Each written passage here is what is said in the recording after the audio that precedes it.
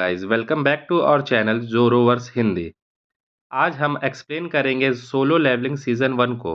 हमारी कहानी शुरू होती है एक ऐसी दुनिया से जहां पोर्टल्स जिन्हें गेट्स कहा जाता है धरती को एक ऐसे डंजन से जोड़ते हैं जो राक्षसों से भरे होते हैं। ये गेट्स अब आम जीवन का हिस्सा बन चुके हैं और इनके साथ साथ एक नई प्रजाति भी उभरी है, हंटर्स।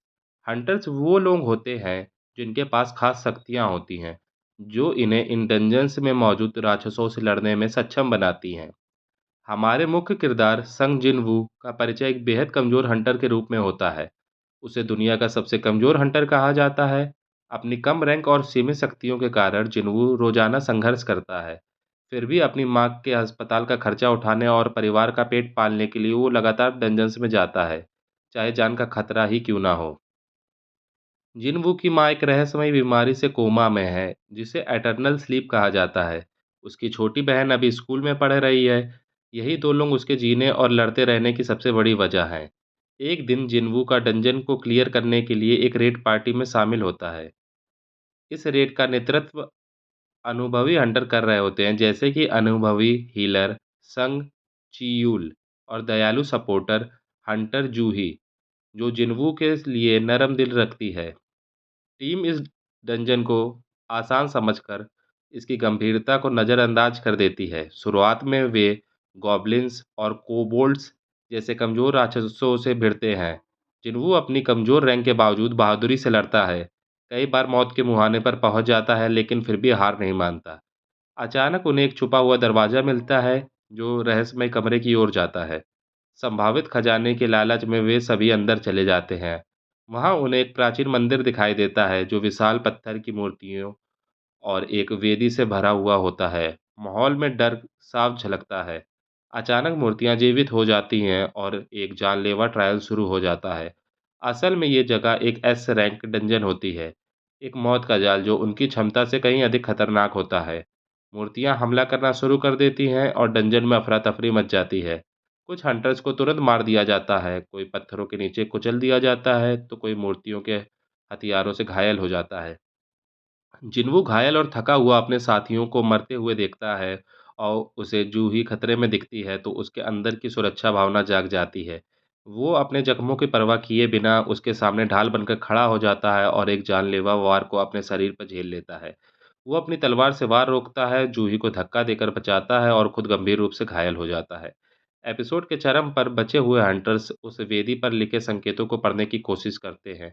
उन्हें विश्वास होता है कि यही मूर्तियों को रोकने की कुंजी है।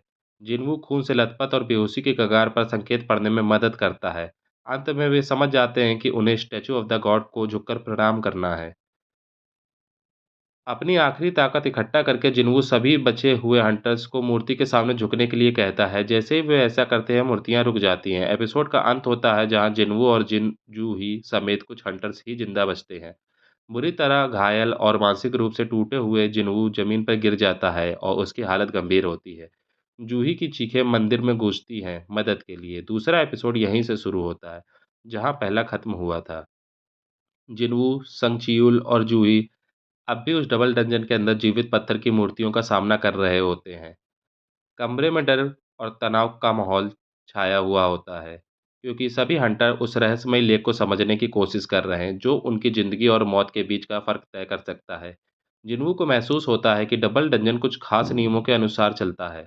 भगवान का सम्मान करो, भगवान की प्रशंसा करो, भगवान के प्रति अपनी आस्था सिद्ध करो। शुरुआत में हंटर्स इन नियमों का सही मतलब नहीं समझ पाते, जिसके साथ कई साथियों को बेरहमी से मौत हो जाती है। मूर्तियाँ बिना किसी दया से हमला करती हैं और हर वो इंसान जो नियमों का पालन नहीं करता, उसकी बेरहमी से हत्या कर देती हैं। यह दृश्य बेहद भयानक और डरावना होता है, जहाँ पत्थर की मूर्तियाँ सटीकता से हमला करती हैं। जिन्हों अपनी पैनी नज़र और तेज सोच के दम पर इन संकेतों को जोड़ने लगता है। वह नोटिस करता है कि मूर्तियाँ कुछ खास हरकतों पर प्रतिक्रिया देती हैं। बाकी बचे हुए लोग उसका अनुसरण करते हैं, लेकिन यह एक समय के खिलाफ दौड़ बन जाती है, क्योंकि कमरे के खतरनाक जाल लगातार सक्रिय होते जा रहे हैं। कमरे में सस्पेंस से भरा माहौल है। सभी मूर्तियों के सामने भगवान जैसी आकृति को सम्मान और प्रशंसा देने की कोशिश करते हैं, ताकि और जाने ना जाए। मूर्तियां लगातार क्रोध में हमला कर रही हैं और इसी दौरान जिन्वू और चियूल आखिरी निर्देश का मतलब समझते हैं। भगवान के प्रति अपनी आस्था सिद्ध करो। जिन्हों समझ जाता है कि इसके लिए एक बड़ा बलिदान देना होगा।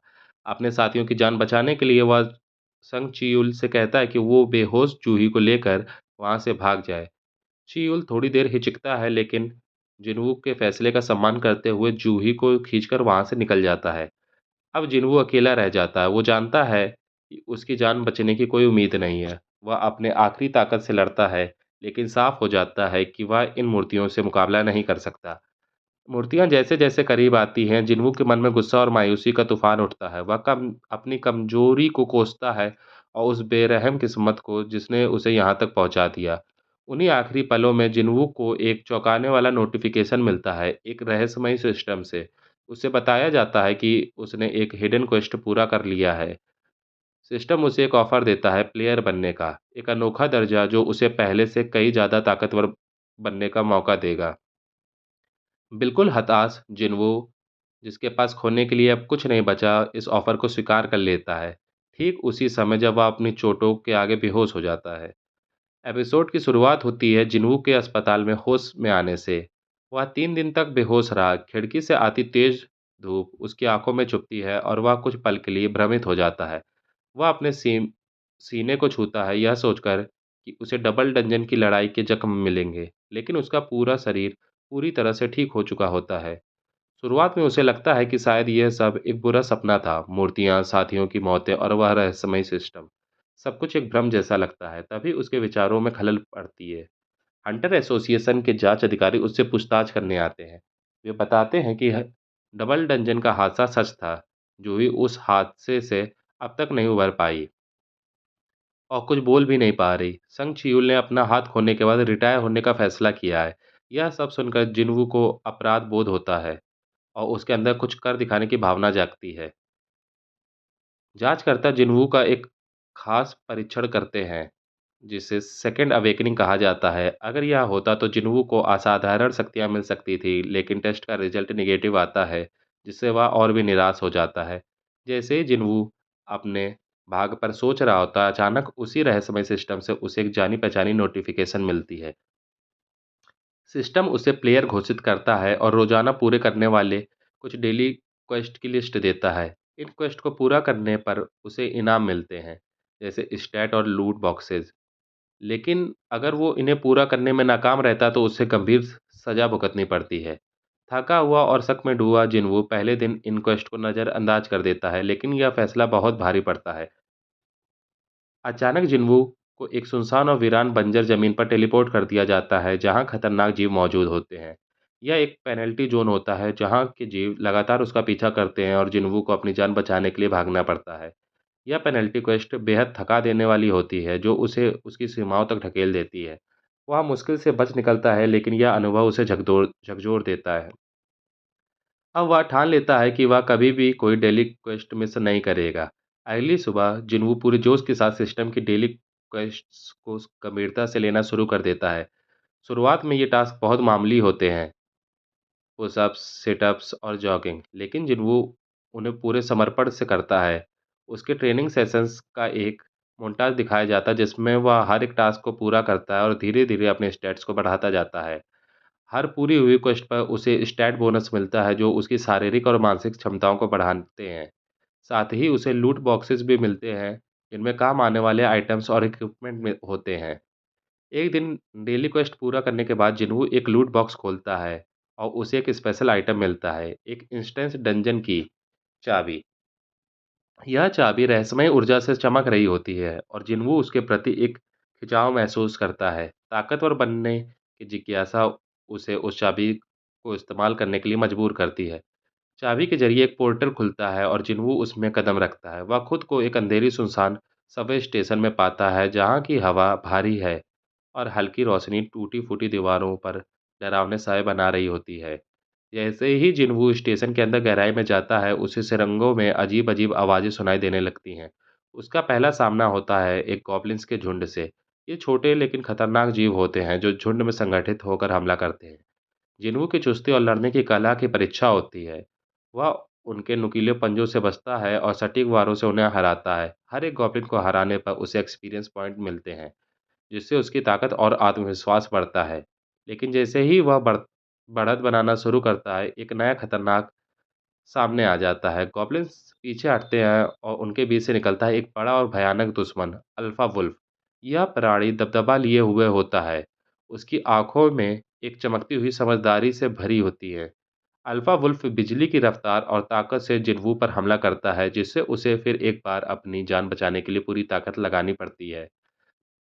एपिसोड वहीं से आगे बढ़ता है जहां पिछला खत्म हुआ था। जिन्वू अल्फा वुल्फ को हराकर खड़ा होता है। हापजोंग स्टेशन की अंधेरी और डरावनी गलियों में वह जैसे ही सांस लेता है, उसके सामने एक जानी पहचानी नोटिफिकेशन आती है। उसे एक लेवल मिला है, उसके स्टेट्स बढ़ते हैं, उसमें फिर से नई ताकत और जज्बा भर जाता है। लेकिन रुकने का वक्त नहीं है। उसे और राक्षसों के कदमों की आवाज़ सुनाई देती है। यह डंजन कभी खत्म होता नहीं लगता और जिन्वू जानता है कि अगर उसे जिंदा रहना है और ताकतवर बनना है तो उसे आगे बढ़ते रहना होगा। गॉब्लिन और वुल्व्स अंधेरे से निकलकर उस पर टूट पड़ते हैं। जिन्वू लगातार लड़ाई में घिरा रहता है। उसकी चालें और भी धारदार हो जाती हैं और वार पहले से ज़्यादा ताकतवर होते हैं। हर मारे गए दुश्मन के साथ उसका अनुभव और स्किल्स तेज होते जाते हैं। जैसे-जैसे वह दुश्मनों की लहरों को काटता है, उसे एहसास होता है कि उसके अंदर कुछ बहुत बड़ा बदलाव आ रहा है। उसके रिफ्लेक्सेस अब और भी तेज हो गए हैं, स्टैमिना बढ़ गया है और उसका हौसला अडिग है। अब वह डंजन को एक सख्त ट्रेनिंग ग्राउंड की तरह देखने लगता है। हर मुकाबला उसके लिए एक मौका है अपनी क्षमताओं को परखने और सुधारने का। यह सब किसी गेम की तरह लगने लगता है, जहाँ हर लेवल आप अपने लक्ष्य के और करीब ले जाता है। आखिरकार जिन्वू डंजन के दिल तक पहुँचता है, जहाँ उसका सामना डंजन बॉस से होता है। ये बॉस है ब्लू वेनम फैंग्स कास्का, एक विशाल सांप जैसे राक्षसी जीव जिसकी जहरीली काट इंसान को पल भर में मौत के घाट उतार सकती है। कास्का की नीली परतें अंधेरे में भयानक ढंग से चमकती हैं और उसके नुकीले दांत जहर से टपक रहे होते हैं। उसके पूरे शरीर से शक्ति और बदले की लहर महसूस होती है।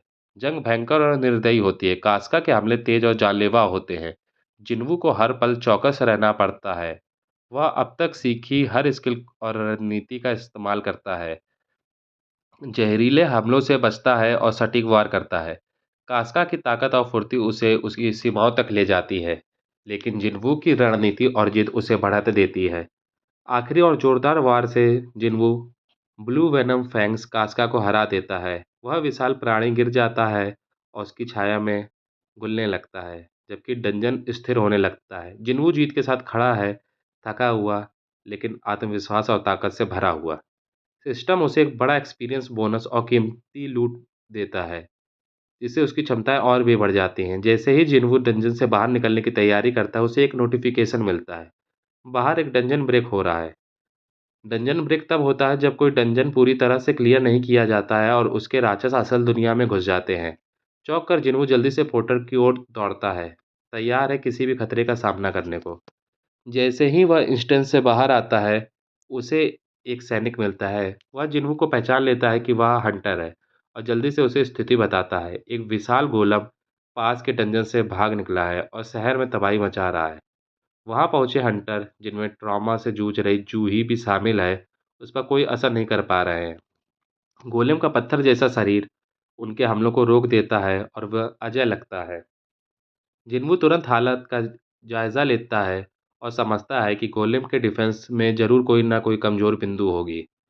उसे गोलेम के कवच में एक दरार दिखती है, छोटी लेकिन बेहद अहम। अपनी टूटी हुई तलवार को पकड़ते हुए जिन्हों गोलेम पर झपटता है। वह हवा में छलांग लगाता है, उसकी हरकतें बिजली की तरह होती हैं। वह पूरी ताकत से तलवार फेंकता है, तलवार सीधे दरार पर लगती है। गोलेम की डिफेंस टूट जाती है और वह लड़खड़ाता है। बाकी हंटर्स इस मौके का फायदा उठाते हैं और गोलेम पर जबरदस्त हमला करते हैं। सब मिलकर आखिरकार उस विशाल प्राणी को गिरा देते हैं और उसकी तबाही का अंत कर देते हैं। सभी हंटर्स हैरानी और कृतज्ञता से जिन्वू को देखते हैं, समझ जाते हैं कि उसी की वजह से वे जीत पाए। जैसे ही धूल बैठती है, जिन्वू चुपचाप वहां से चला जाता है। उस जंग पर सोचते हुए उसे एहसास होता है कि शायद गोलम पहले से ज़्यादा घायल था, तभी उसकी योजना इतनी अच्छे से काम कर पाई।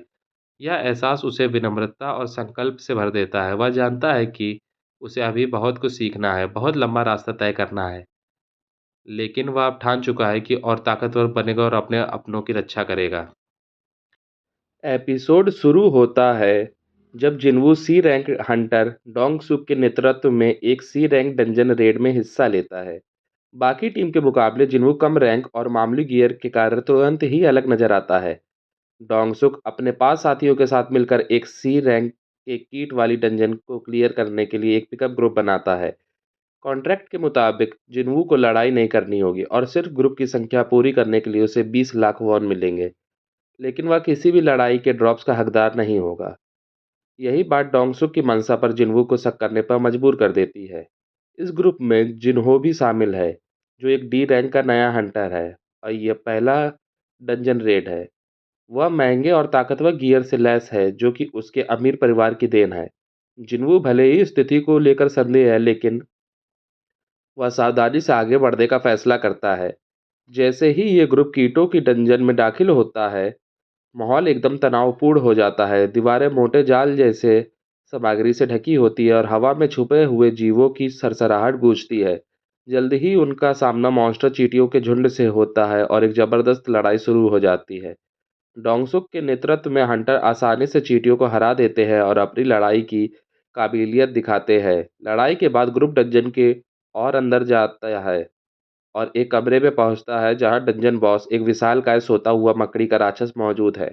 कमरे में कीमती मानक क्रिस्टल बिखरे हुए हैं जो नीली चमक के साथ अंधेरे को रोशन कर रहे हैं। क्रिस्टल देखकर जिन्हो का ध्यान तुरंत उनकी ओर चला जाता है और वह जिन्हो के कॉन्ट्रैक्ट की समीक्षा करता है। उसे पता चलता है कि चूंकि ये क्रिस्टल बैटल ड्रॉप से नहीं है, इसलिए जिन्हो को भी इसमें पूरा हिस्सा मिलना चाहिए। यह बात डोंगसुक और उसके साथियों को पसंद नहीं आती। उन्होंने पहले ही तय कर रखा था कि सारा लूट वो खुद रखेंगे और अब वे जिन्हो और जिन्हो को धोखा देने की योजना पर अमल करते हैं। वे दोनों को बॉस रूम में ले जाकर दरवाज़ा सील कर देते हैं, जिससे वे अंदर फंस जाते हैं। इसी दौरान वो जानबूझकर उस विशाल मकड़ी को जगा देते हैं, इस उम्मीद से कि वह जिन्हो और जिन्हो को मार डालेगी। मकड़ी की कई आंखें डरावनी चमक के साथ खुलती है और कमरे में अफरा तफरी मच जाती है। जिन्हो डर से कांपने लगता है और अनुभव की कमी के कारण ठीक से लड़ नहीं पाता। जिन्हों मगर शांत और केंद्रित रहता है। वह स्थिति का जल्दी विश्लेषण करता है और डंजन बॉस से भिड़ने के लिए तैयार हो जाता है। जिन्वू और विशाल मकड़ी की लड़ाई रोमांचक और बेहद खतरनाक होती है। वह अपनी फुर्ती और लड़ाई की स्किल्स का इस्तेमाल करता है ताकि मकड़ी के जानलेवा हमलों से बच सके और सही समय पर जवाबी वार कर सके। मकड़ी की ताकत और आकार भले ही भयानक हो, लेकिन जिन्हू की रणनीति और इच्छा शक्ति उसे बढ़त दिलाते हैं। वह मकड़ी के कमजोर हिस्सों को निशाना बनाता है, जिससे उसे भारी नुकसान पहुंचता है। जैसे जैसे लड़ाई चरम पर पहुंचती है, जिन्हू एक के बाद एक घातक वार करता है और अंत में उस राक्षसी मकड़ी को हरा देता है। वह जानवर एक दर्दनाक चीख के साथ गिर जाता है और कमरे में सन्नाटा छा जाता है। जिन्हो, जो अब भी डरा हुआ था, जिन्हो की ताकत और संकल्प से हैरान रह जाता है। जिन्हो के सिस्टम इंटरफेस पर उसे मिले एक्सपीरियंस पॉइंट्स और रिवॉर्ड्स का नोटिफिकेशन आता है, जिससे उसकी क्षमताएं और बढ़ जाती हैं। जिन्हो खून से लथपथ लेकिन विजयी उस पराजित राक्षस के ऊपर खड़ा होता है, जबकि जिन्हो स्तब्ध और सम्मान से देखता है। कभी भयानक लगने वाला डंजन बॉस अब मरा पड़ा है। जिन्हो की बढ़ती ताकत और संकल्प का प्रमाण है। अभी वे सांस भी नहीं ले पाते कि तभी डॉक्सुक और उसका ग्रुप फिर से बॉस रूम में आ जाता है। जब वे बकरी को मरा हुआ और जिन्वू व जिन्हो को जिंदा देखते हैं, तो उनके चेहरे पर हैरानी और गुस्सा साफ झलकता है। उन्हें एहसास हो जाता है कि जिन्वू को मारने की उनकी योजना पूरी तरह नाकाम हो गई। डॉक्सुक तुरंत अपनी रणनीति बदलता है। वह जिन्हो को जिन्वू को मारने के लिए मजबूर करने की कोशिश करता है। उसे धमकाकर और मानसिक दबाव डालकर उसकी इच्छा को झुकाना चाहता है, लेकिन जिन्हो अपनी डर और अनुभव की कमी के बावजूद जिन्वू के साथ विश्वासघात करने से इनकार कर देता है, जिसने उसे पूरे डंजन में बचाया और मार्गदर्शन किया। जिन्हो एक यह इनकार डोंगसुक को क्रोधित कर देता है और कमरे में तनाव चरम पर पहुंच जाता है। तभी एक नया क्वेस्ट जिन्हो के सिस्टम से प्राप्त होता है। यह संदेश स्पष्ट और निर्मम होता है। उसे डोंगसुक और उसके ग्रुप को मारना होगा, वरना वह खुद मर जाएगा। अब दांव इतने ऊंचे हैं कि जिन्हो के पास सिस्टम की मांग को मानने के अलावा कोई विकल्प नहीं बचता और फिर कमरे में हिंसा का विस्फोट होता है। जब जिन्हो एक्शन में आता है, लड़ाई तीव्र और बेरहम होती है। जिन्हो घातक सटीकता के साथ लड़ता है। उसकी बढ़ी हुई क्षमताएं पूरी तरह से दिखाई देती हैं। डोंगसुक का ग्रुप जिन्वू की अप्रत्याशित ताकत और आक्रामकता से स्तब्ध एक-एक कर गिरने लगता है। कमरे में हथियारों की टकराहट और दर्द भरी चीखों की आवाजें गूंजती है जब जिन्वू योजनाबद्ध तरीके से एक-एक करके सबको खत्म करता है। डोंगसुक आखिरी बचा हुआ जिन्वू का सामना करता है। उसकी आंखों में डर और विश्वास साफ झलकता है। जिन्वू का चेहरा निर्मम और ठोस होता है जब वह आखिरी वार करता है और इस विश्वासघाती हंटर का अंत कर देता है। लड़ाई खत्म हो जाती है। जिन्वू रक्त से सना लेकिन विजयी खड़ा होता है। उसके मन में अपने कृत्य की अनिवार्यता से उपजा संकल्प और कठोरता होती है। जिन्हो, जो एक हिंसा से हिल चुका है, जिन्वू की ओर डर और सम्मान के मिश्रण से देखता है। जिन्वू स्थिति की गंभीरता को समझते हुए उसे सांत्वना देता है और कहता है कि उन्होंने जो किया वह जिंदा रहने के लिए जरूरी है। दोनों डंजन से बाहर निकलते हैं, अपने साथ वे कीमती मानक क्रिस्टल लेकर, जो उन्होंने पहले इकट्ठा किए थे। जिन्वू एक कवर स्टोरी तैयार करता है जिसमें वह बताता है कि डोंगसुक और उसका ग्रुप डंजन के मॉन्स्टर द्वारा मारे गए। यह कहानी भरोसेमंद लगती है क्योंकि डंजन की खतरनाक प्रकृति और हंटर्स की लगातार मौतें आम बात हैं। अगले एपिसोड की शुरुआत होती है जब जिन्वू को एक बड़ा प्रस्ताव देता है। यदि वह गिल्ड सर्टिफिकेशन के लिए उसकी मदद करे तो वह उसे एक बिल्डिंग देगा। जिन्हो, जो अभी भी जिन्वू की ताकत और दृढ़ निश्चय से प्रभावित है, उसे अपने भविष्य की योजनाओं में एक महत्वपूर्ण साथी मानता है। लेकिन जिन्वू, जो अपने लक्ष्य पर केंद्रित है और किसी भी उलझाव से बचना चाहता है, नम्रता से प्रस्ताव ठुकरा देता है। हालांकि जिन्हो को थोड़ी निराशा होती है, वह जिन्हो के फैसले का सम्मान करता है और वादा करता है कि वह उसे हर संभव तरीके से समर्थन देगा। इसके बाद से जिन्हो की डेली मिशन की ट्रेनिंग एक नियमित दिनचर्या बन जाती है। वह हर दिन अपनी सीमाएं तोड़ते हुए खुद को बेहतर बनाता है, लेकिन जल्द ही वह नोटिस करता है कि मिशन के टास्क शुरुआती स्तर से आगे बढ़ जाते हैं। जिन्हों इस रहस्य को समझने के लिए खुद को और अधिक मेहनत में झोंक देता है और आखिरकार डेली मिशन के सभी अधिकतम टास्क पूरा कर लेता है। उसकी इस लगातार कोशिश का इनाम मिलता है जब सिस्टम उसे एक इंस्टेंस डंजन की चाबी देता है। इस बार एक एस रैंक डंजन की चाबी जिन्हों के हाथ में एक चमकती ऊर्जा के साथ झिलमिलाती है और सिस्टम इंटरफेस में लिखा होता है कि इस डंजन का इनाम है एक खास पोषण जो किसी भी बीमारी को ठीक कर सकता है। यह रहस्य जिन्हों के दिल को बिजली की तरह झकझोर देता है। यह पोषण उसकी माँ को ठीक कर सकता है जो वर्षों से कोमा में है। आशा और संकल्प से भरा जिन्हों फैसला करता है कि वह सब कुछ दांव पर लगाकर एस रैंक डंजन में प्रवेश करेगा। एस रैंक डंजन का प्रवेश द्वार सामने खड़ा है, भयावह है और रहस्यमयी है, और जिन्हों उसमें कदम रखता है। वहाँ की हवा भारी और सन्नाटा रह रहकर किसी दानव के दूर से आती डरावनी गर्जना से टूटता है। पहली लड़ाई होती है एक भयानक राक्षस से, सेरिब्रस से, जो एक 3 सरों वाला राक्षसी जानवर है जिसकी आंखें चमकती है और दांत तलवार जैसे नुकीले हैं। उसकी भारी भरकम टांगें जब जमीन पर पड़ती है तो धरती कांप उठती है। जैसे ही वो जिन्वू पर झपटता है, लड़ाई की शुरुआत होती है, भीषण और बेरहम। सेरिब्रस के हमले तेज और घातक होते हैं और कई बार जिन्वू मौत के बेहद करीब पहुंच जाता है। उसके तीनों सर खौफनाक सटीकता से हमला करते हैं जिससे जिन्वू को हर पल बचना और पलटवार करना पड़ता है। इस राक्षस की आग उगलती सांस जमीन को जला देती है और इसके पंजे हवा को चीरते हुए चलते हैं। जिन्हों की गति और ताकत एक धुंधली परछाई जैसी होती है। वह अपनी बढ़ी हुई क्षमता का पूरा उपयोग करते हुए सेरिब्रस के हर हमले से बचता है और सटीक वार करता है। फिर भी यह युद्ध उस पर भारी पड़ता है। उसकी सहन शक्ति कम होती जाती है और उसकी शरीर जख्मों से भर जाता है, लेकिन अपनी बात की याद उसके इरादे और भी मजबूत करती है। वह अपनी सीमाओं से परे जाकर सेरिब्रस पर हमला करता है, एक आखिरी निराशाजनक पर जानलेवा हमला। वह सेरिब्रस के कमजोर हिस्सों पर ताबड़तोड़ वार करता है। जानवर दर्द से दहाड़ता है, उसके सिर बेकाबू होकर हिलने लगते हैं और फिर एक प्रचंड वार में जिन्वू अंतिम घातक चोट करता है जिससे सेरिब्रस जमीन पर ढह जाता है। डंजन में सन्नाटा छा जाता है और जिन्वू हालांकि बामुश्किल खड़ा हो पा रहा है, जीत के साथ खड़ा होता है। सिस्टम उसे इनाम स्वरूप वह चाबी देता है जो सेरिब्रस एक किले की रक्षा करते हुए रख रहा था। किले के अंदर जिन्वू को उस खास पोषण के लिए ज़रूरी सामग्री मिलती है, मगर वह जल्दी ही देखता है कि किला और भी खतरनाक राक्षसों से और जालों से भरा हुआ है। अपनी हालत को देखते हुए जिन्वू मानता है कि अगर वह आगे बढ़ा तो शायद वह जिंदा बाहर नहीं आएगा। वह खुद से वादा करता है कि वह दोबारा लौटेगा और भी मजबूत और तैयार होकर, ताकि वह पोषण हासिल कर सके और अपनी माँ को बचा सके।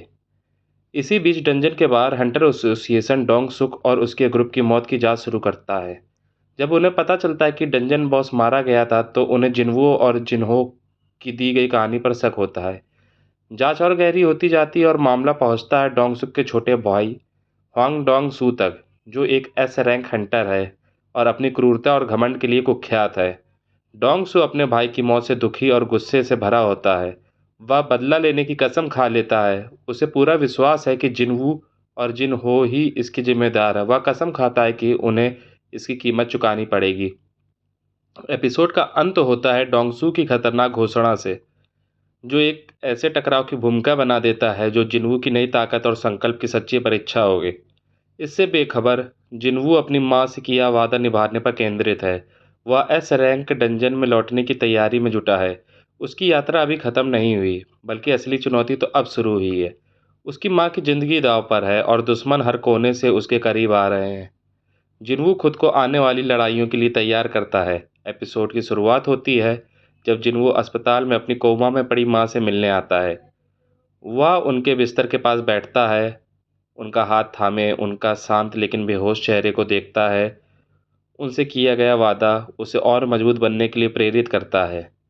जिन्वू जानता है कि अपनी मां को ठीक करने वाला पोषण पाने के लिए उसे अपनी शक्ति और क्षमताओं और बढ़ानी होंगी। उसी उद्देश्य से वह जिन्हो के प्रस्ताव को स्वीकार करता है, डंजन रन करने में मदद करना, ताकि एक नई गिल्ड बनाई जा सके। जिन्हो की सच्ची अपील और जिन्वू के प्रति उसकी ईमानदारी देखते जिन्वू समझता है कि यह साझेदारी दोनों के लिए फायदेमंद हो सकती है। एक गिल्ड का निर्माण उन्हें एक स्थायी मंच और उच्च रैंक वाले मिशनों तक पहुंचा सकता है, जहां जिन्वू अपनी ताकत और लक्ष्य को और बेहतर तरीके से साध सकेगा। सी रैंक डंजन के लिए पार्टी मेंबर्स की संख्या पूरी करने के लिए हंटर एसोसिएशन उन लोगों को बुलाता है जो डबल डंजन रेड से बचे थे। जिन्वू, हीलर जूही, अनुभवी हंटर संग जी च्यूल और अन्य बचे हुए किम सांग सिक व कांग जोंग हो। भले ही उनके पिछले अनुभव ने उन्हें गहरे सदमे में डुबो दिया था, फिर भी यह समूह अपने दूसरे मौके को पूरी तरह से भुनाने के लिए तैयार है। हालांकि इलाके में हंटर्स की कमी के कारण टीम में कुछ कैद किए गए हंटर्स को भी शामिल किया गया है, जिन्हें उनकी सजा कम करने के बदले इस मिशन पर भेजा गया है। ये हंटर्स भले ही कुशल हों, लेकिन अस्थिर और खतरनाक हैं। इन्हें नियंत्रण में रखने की जिम्मेदारी दी गई है B rank hunter Kang Tae Sik को, जो एक कड़क और प्रभावशाली शख्सियत है। जैसे ही यह नई टीम अपने पहले डंजन रन की तैयारी करती है, तनाव चरम पर है। कैदी हंटर्स की मौजूदगी से माहौल और भी असहज हो गया है। हालांकि कांग टाई सिक की मौजूदगी से थोड़ी व्यवस्था बनी रहती है, लेकिन टीम की डायनामिक्स बहुत नाजुक है। जिन्वू इन हालातों को सतर्क रहते हुए भी अपने लक्ष्य पर पूरी तरह केंद्रित है। टीम प्रवेश करती है एक सी रैंक डंजन में, जो एक भयंकर भूमिगत भूल भुलैया है, जिसमें हर कोने से खतरे छिपे हैं। डंजन के अंधेरे रास्तों में केवल टॉर्च की हल्की रोशनी है और रेंगते हुए राक्षसों की आवाज़ें डर को और गहरा बना देती हैं। एपिसोड की शुरुआत होती है जब टीम डंजन के भीतर एक तिकोने मोड़ पर खड़ी होती है। वे तय करते हैं कि जल्दी प्रगति के लिए उन्हें दो टीमों में बंट जाना चाहिए। कांग कैदियों के साथ एक टीम बनाते हैं, कांग जोंग हो और किम सांग सिक के साथ। वहीं जिनवू जूही और जी युल एक अलग रास्ता पकड़ते हैं। जैसे ही वे अलग होते हैं, जिनवू के मन में एक बेचैनी घर कर जाती है। उसे कांग टैसिक के बर्ताव में कुछ गड़बड़ी लगती है, लेकिन वह फिलहाल अपने मिशन पर ध्यान देता है। डंजर के अंधेरे और घुमावदार रास्ते एक दबाव भरी स्थिति बना देते हैं और दूर से आती राक्षसों की गूंजती आवाज़ें माहौल को और भयावह कर देती हैं। इसी बीच कांग के असली इरादे सामने आते हैं। उसे एक पीड़ित के पिता ने पैसे देकर भेजा है ताकि वह उन कैदी हंटर्स से बदला ले सके। टीम का बढ़ जाना उसके लिए एक सुनहरा मौका बन जाता है। निर्दयी कुशलता के साथ वह अपने अधीन चल रहे कैदी हंटर्स को एक एक कर बेरहमी से मारने लगता है। इन ठंडे और सोच समझकर किए गए कत्लों में किसी के बचने की कोई संभावना नहीं होती। कांग जोंग हो और किम संग सेक, जो अपनी राह पर आगे बढ़ रहे होते हैं, अचानक इस रक्तपात के दृश्य पर पहुंच जाते हैं। वे भय और अविश्वास में डूब जाते हैं, लेकिन इससे पहले कि वो कुछ कर पाते, कांग तैसिक उन्हें भी जल्दी से खत्म कर देता है ताकि अपने अपराधों को छिपा सके। उधर जिन्वू की टीम को इस सब की कोई भनक नहीं होती, मगर जब उनके साथियों से संपर्क टूट जाते हैं तो उन्हें घबराहट और चिंता घेर लेती है। जिन्वू जूही और चीयूल दौड़ते हुए वापस उसी तिकोने मोड़ पर आते हैं। वहां पहुंचकर वे अपने साथियों की लाशों और खून से सना हुआ कांग ताइसिक देखते हैं, जो बिल्कुल भी पछताता नहीं लगता। जिन्हों की आंखों में गुस्से और बदले की आग जल उठती है और वह कांग का सामना करने के लिए आगे बढ़ता है। हवा में तनाव गूंजने लगता है जब दोनों आमने सामने खड़े होते हैं। कांग, जो खुद पर बहुत भरोसा करता है, जिन्हों की ताकत और संकल्प को कम आंकता है। लेकिन इससे पहले कि जिन्हों हमला करे, चियुल न्याय और कर्तव्य के भाव से प्रेरित होकर कांग का सामना करने के लिए आगे आता है। अपनी उम्र और पुराने घावों के बावजूद चियुल की आंखों में संकल्प की आग जल रही होती है। चियुल और कांग के बीच लड़ाई भयंकर और तीव्र होती है। चियुल अपने सालों के अनुभव और रणनीति समझ कर इस्तेमाल करता है, निर्दयी कांग का डटकर मुकाबला करता है। चियुल की फुर्ती और सटीक वार बेहद प्रभावशाली होते हैं, लेकिन कांग की क्रूर ताकत और हत्या की नीयत धीरे धीरे भारी पड़ने लगती है। चियुल कई गंभीर वार करने में सफल होते हैं, लेकिन कांग का बेरोक हमला अंततः उन पर हावी हो जाता है। अपने बचे हुए साथियों की रक्षा के लिए चियुल आखिरी सांस तक लड़ते रहते हैं, लेकिन अंत में कांग उन्हें गंभीर रूप से घायल कर देता है। जैसे ही कांग अंतिम वार करने वाला होता है, जिन्वू बीच में कूद पड़ता है। अपने मित्र और मार्गदर्शक को खतरे में देखकर जिन्वू के भीतर एक जबरदस्त दृढ़ निश्चय जन्म लेता है। क्रोध और अपनों की रक्षा की भावना से प्रेरित होकर जिन्वू अपनी बढ़ी हुई ताकत का खुलासा करता है। उसकी चालें तेज और सटीक होती हैं और उसके वार इतने घातक कि कांग को संभलने का मौका नहीं मिलता। जिन्वू और कांग की ये लड़ाई जानलेवा होती है। जिन्वू की नई ताकत और चपलता कांग पर भारी पड़ती है और लड़ाई की दिशा बदल जाती है। जिन्वू के लगातार हमलों से कांग पूरी तरह हिल जाता है और आखिरकार एक निर्णायक वार के साथ जिन्वू कांग को खत्म कर देता है। अपने गिरे हुए साथियों का बदला लेता है। जैसे ही धूल बैठती है, जूही दौड़कर चियूल के पास पहुंचती है और अपना हीलिंग मैजिक इस्तेमाल करके उनकी हालत को स्थिर करती है। संग चियूल जिन्वू के समय पर हस्तक्षेप के लिए कृतज्ञ होते हैं और जब हंटर एसोसिएशन जांच के लिए पहुंचती है तो वो जिन्वू के पक्ष में गवाही देते हैं।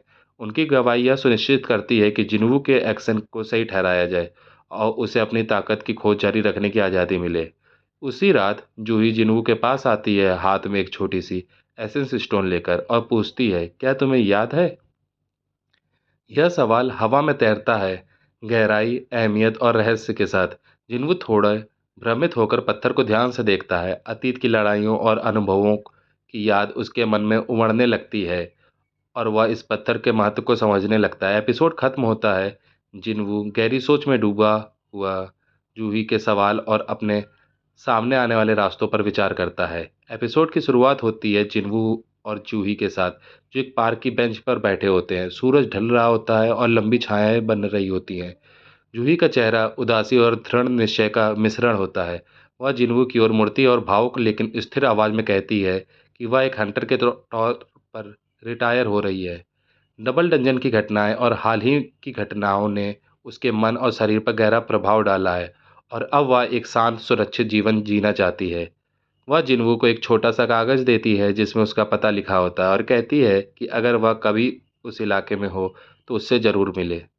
जिन्वू उसकी बातें समझते हुए सिर हिलाता है, लेकिन उसके जाने पर एक खालीपन महसूस करता है। अपने मिशन को जारी रखने के लिए जिन्वू खुद को डंजन रन में झोंक देता है। जिन्हो, जो हमेशा से वफादार साथी रहा है, अपनी भूमिका को और मजबूत करता है। वह अपने परिवार की दौलत का इस्तेमाल करके कई सी रैंक डंजन के राइड खरीद लेता है, जिससे वह अनुभव और संसाधन इकट्ठा कर सके बिना किसी हाई रैंक हंटर के दखल के। पार्टी की न्यूनतम आवश्यकताओं को पूरा करने के लिए जिन्हों कुछ लो रैंक हंटर को भर्ती करता है, लेकिन असल डंजन क्लियर करने का काम सिर्फ वो और जिन्वू करते हैं। अगले कुछ दृश्यों में हम देखते हैं कि जिन्वू और जिन्हो एक के बाद एक डंजन क्लियर करते जा रहे हैं।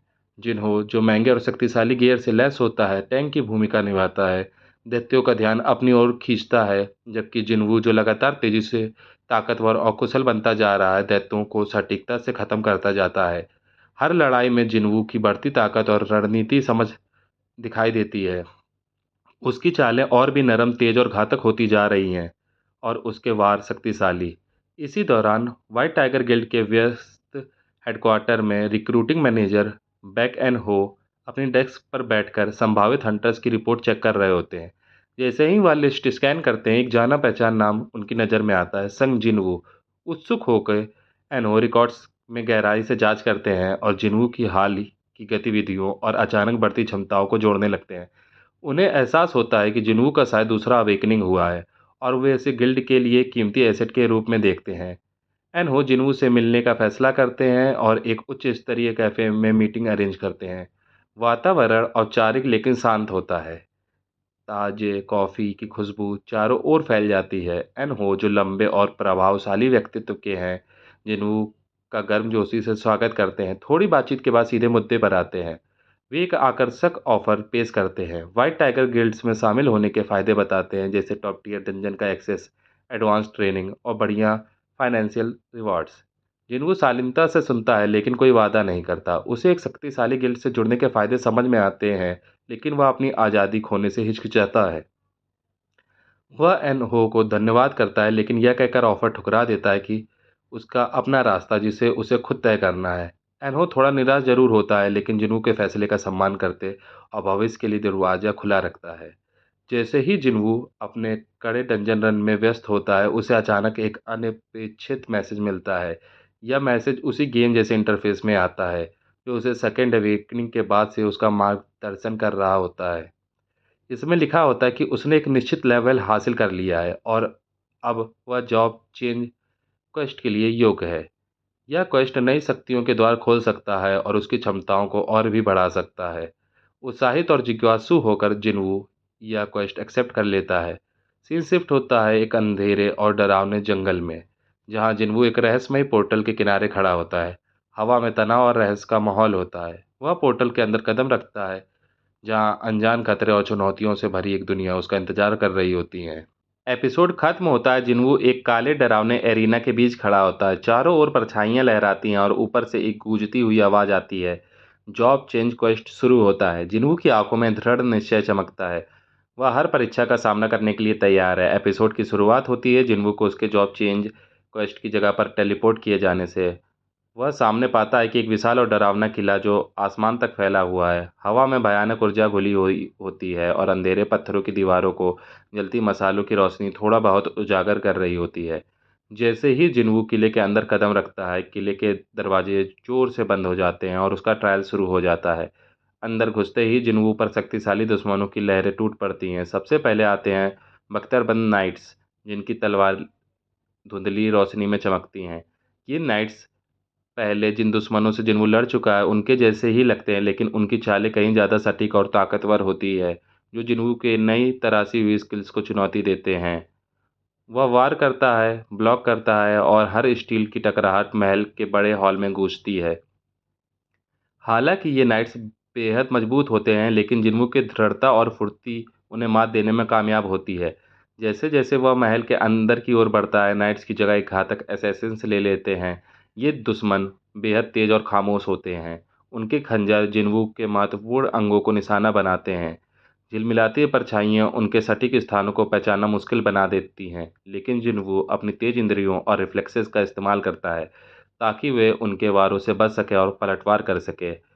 हर जीत उसे पहले महल के केंद्र के करीब ले जाती है, लेकिन साथ ही उसकी शक्ति भी खत्म होती जाती है। तीसरी लहर में आते हैं शक्तिशाली मेजेस, जिन्हें चोगे लहराते हैं और हाथों में जादुई बिजली फूटती है।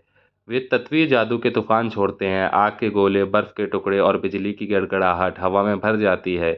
जिन्हों को लगातार हिलते डुलते रहना पड़ता है, नए हालातों में खुद को ढालना पड़ता है। आखिरकार अनगिनत दुश्मनों से लड़ते हुए जिन्वू महल के ग्रैंड चेंबर तक पहुंचता है। वहां उसके सामने खड़ा होता है खूनी लाल कवच में लिपटा हुआ, असीम ताकत की आभा बिखेरता Igris the blood red knight commander. हवा भारी हो जाती है और जिन्वू जानता है कि उसकी अब तक की सबसे कठिन लड़ाई होने वाली है। जिन्वू और इग्रिस की लड़ाई तीव्र और थकाने वाली होती है।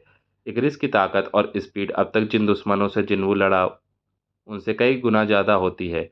इग्रिस की तलवार का हर वार पत्थर की ज़मीन तक तोड़ देता है और उसकी डिफेंस लगभग अभेद होती है।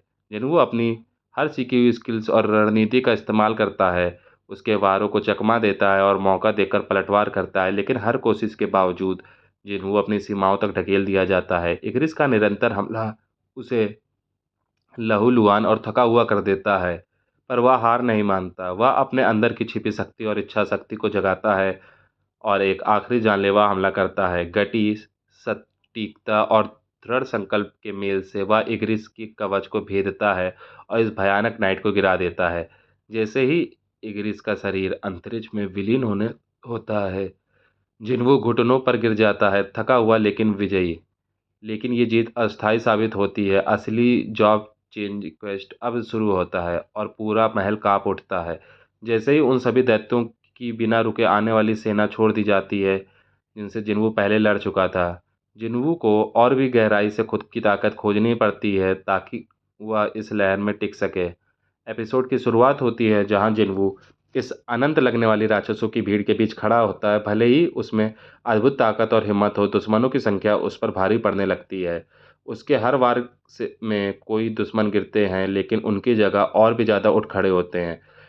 थकावट और संदेह उसे घेरने लगता है। वह अपने पिछले करीबी मौत के अनुभवों को याद करता है। उसी समय उसकी डेली क्वेस्ट का टाइम खत्म हो जाता है। एक मैसेज उसकी आंखों के सामने चमकता है। आपको पेनल्टी जोन में ट्रांसफ़र किया जा रहा है।